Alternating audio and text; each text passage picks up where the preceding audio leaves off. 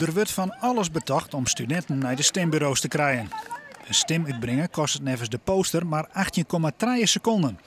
En de rodeo stier bij de squallen, maar de verkiezings nog meer onder de aandacht brengen. Maar er zijn ook 134 studenten die het nog hebben om om diep in de nacht stemmen te tellen. Als Europese bestuurskundestudenten heb ik sowieso veel affiniteit met de bestuurlijke sector en de politiek.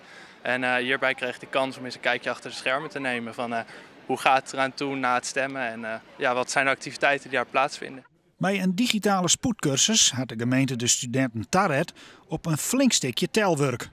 Het moet op een bepaalde manier neergelegd worden, verdeeld over de hele ruimte.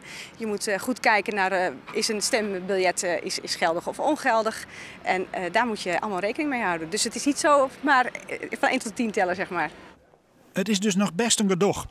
Honderden mensen zitten monten urenlang te tellen. Misschien kunnen de studenten wel een efficiënter systeem bedenken. Dat zullen wij wel dwaan kennen, ja. Die studenten die hier achter me zitten, die kennen heel goed een digitaal stemsysteem meidje. Volgens mij zou het heel goed wezen voor de opkomstpercentages als onze studenten gewoon een push-notificatie zullen krijgen en met de vraag als ze wel een willen stemmen, dat het echt in 18,3 seconden piept is. Op die telefoon? Ja, precies. Ja, dat zou mooi wezen.